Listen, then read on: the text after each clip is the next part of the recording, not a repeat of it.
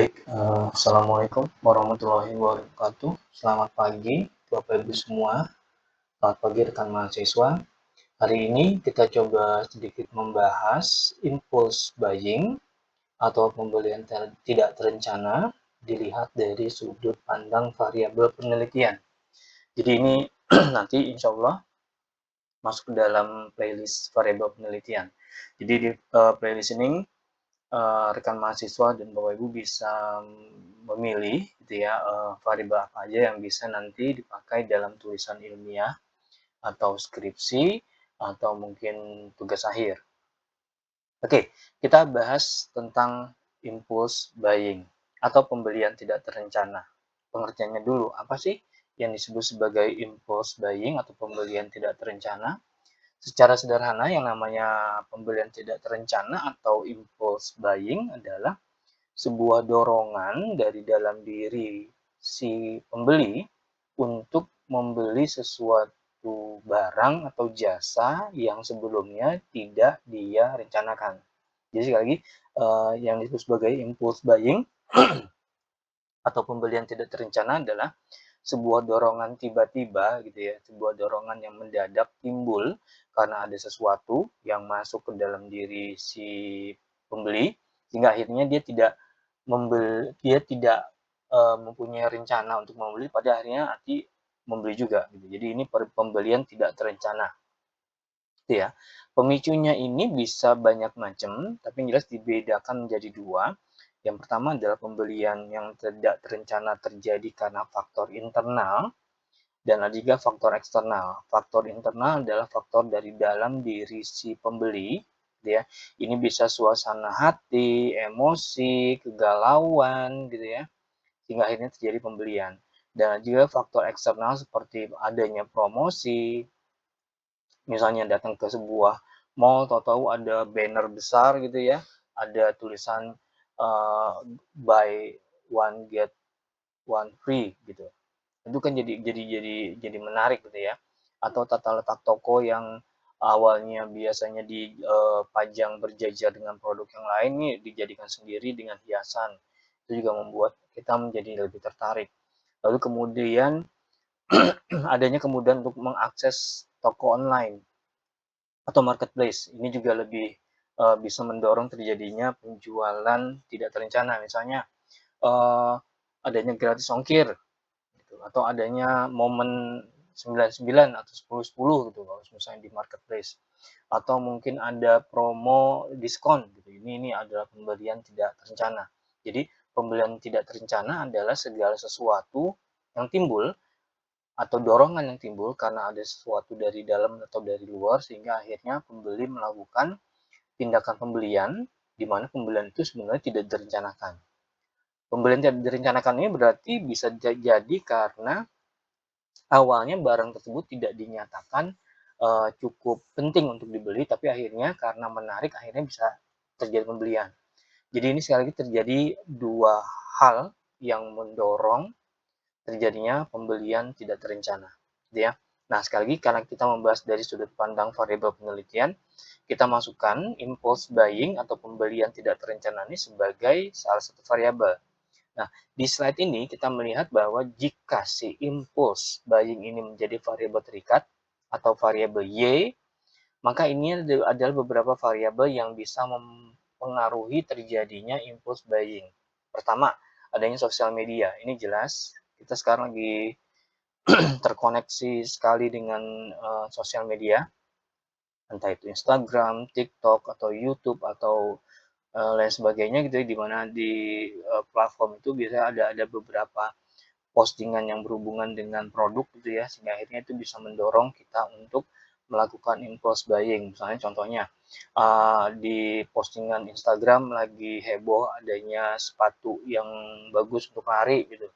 Padahal sepatunya masih bagus karena bentuknya bagus, ada diskon pula, begitu dibuat dengan cara yang menarik, sehingga akhirnya dengan sosial media ini mendorong terjadi impulse buying gitu ya. Lalu juga tadi ada diskon mendadak gitu ya. Diskon dulu pernah terjadi ada di diskon tengah malam gitu ya, midnight sale gitu. Itu juga membuat yang namanya impulse buying bisa meningkat juga. lalu display toko, latar belakang dari musik di toko, membuat orang jadi nyaman gitu. Ada beberapa penelitian yang menyebutkan bahwa ada hubungan antara musik dengan tingkat kenyamanan, musik dengan pola pembelian, gitu juga dengan tata warna, gitu ya, sehingga akhirnya nanti bisa membuat konsumen menjadi betah, akhirnya konsumen muter-muter di toko dan akhirnya membeli sesuatu hal yang sebenarnya nggak harus dia beli gitu. Ada juga yang lain seperti adanya pengaruh sosial gitu ya. Ini bentuk yang lain juga dari media sosial atau sosial media. Ada teman atau keluarga yang memberikan saran gitu ya, word of mouth. Jadi ini rekomendasi gitu ya. Jadi ini juga bisa menjadikan variabel yang mempengaruhi terjadinya impulse buying. Ada juga dari influencer atau selebriti gitu ya yang mempromosikan sesuatu, di endorse atau menjadi brand ambassador gitu. Ini juga bisa membuat terjadinya impulse buying. Ada banyak ya Bapak Ibu, jadi ini silahkan dilihat aja dan mungkin ini akan lebih banyak lagi, tinggal nanti dicari aja di internet ya, browsing, kira-kira apa aja variabel yang bisa mempengaruhi dari impulse buying. Tapi impulse buying juga bisa menjadi variabel bebas, jadi impulse buying bisa mempengaruhi beberapa variabel ini. Yang pertama, impulse buying itu bisa meningkatkan atau menimbulkan adanya loyalitas merek. Misalnya, pada awalnya saya nggak mau beli barang itu, tapi begitu saya beli barang itu, mendadak saya menjadi suka, gitu. Adanya perbedaan persepsi, adanya harapan yang awalnya tidak ada terhadap barang itu, jadi terpuaskan, gitu. Misalnya saya nggak mau beli sepatu olahraga gitu, tapi begitu saya bilang, "Aduh sepatunya bagus nih warnanya," begitu saya pakai rupanya bagus, enak gitu loh, enak dipakainya, ringan segala macam, hingga akhirnya saya bilang, "Nanti kalau ada uang lagi beli sepatu lagi maunya mereknya ini," gitu. Itu terjadi loyalitas merek gitu ya. Sekali loyalitas merek itu terjadi karena kebetulan juga bisa terjadi, bisa gitu. Lalu adanya perilaku pengembalian barang gitu ya, karena misalnya kita beli barang nggak terencana gitu ya, begitu kita beli barang kita kecewa, itu bisa meningkatkan ini perilaku pengembalian barang. Jadi nanti ada barang balik gitu karena komplain dan seterusnya karena kita tidak mempunyai referensi sebelum adanya pembelian. Biasanya kalau beberapa orang tuh kalau beli barang itu direncanakan dulu, membandingkan harga, membandingkan merek, membandingkan layanan purna jual dan seterusnya. Nah, karena belinya ini tidak direncanain gitu ya. Begitu beli ini jadi kecewa gitu. Atau mungkin kebalikannya, jadi lebih bagus lagi. Kenapa? Karena awalnya tidak punya ekspektasi terhadap barang tersebut. Begitu misalnya dibeli, wah rupanya dengan harga sekian rupanya kualitas bagus juga ya gitu. Jadi akhirnya perilaku pembelian barang menjadi berubah gitu ya, entah itu tren menjadi positif atau menjadi negatif. Berikutnya juga ada yang namanya perubahan pola konsumsi, ini jelas banget. Kenapa? Karena awalnya kita nggak beli itu, akhirnya bulan ini beli. Gitu. Jadi ada perubahan pola konsumsi, ya. Dan ini semua sekali lagi Bapak Ibu masih beberapa aja, gitu, dari beberapa variabel yang lain yang bisa dipengaruhi oleh impulse buying. Jadi sekali lagi video-video yang ada di playlist ini, playlist variabel penelitian, ini cuma membuka wacana aja, bukan uh, menelanjangin dalam tanda petik seluruhnya, enggak. Ini hanya bagian atau ikhtiar saya untuk menggugah Bapak Ibu untuk berpikir bahwa oh iya rupanya ada impulse buying dan oh iya rupanya impulse buying itu bisa dipengaruhi karena ini dan dia juga bisa mempengaruhi variabel yang lain, gitu ya.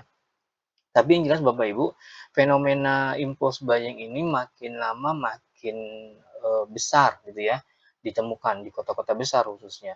Kenapa? Karena biasanya kota-kota besar ini lebih terdorong hidup dengan gaya yang modern dibandingkan dengan pedesaan. Biasanya kadang-kadang lebih konsumtif gitu ya.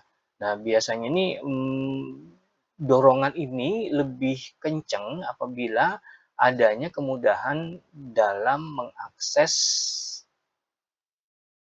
media sosial atau promosi digital atau internet gitu.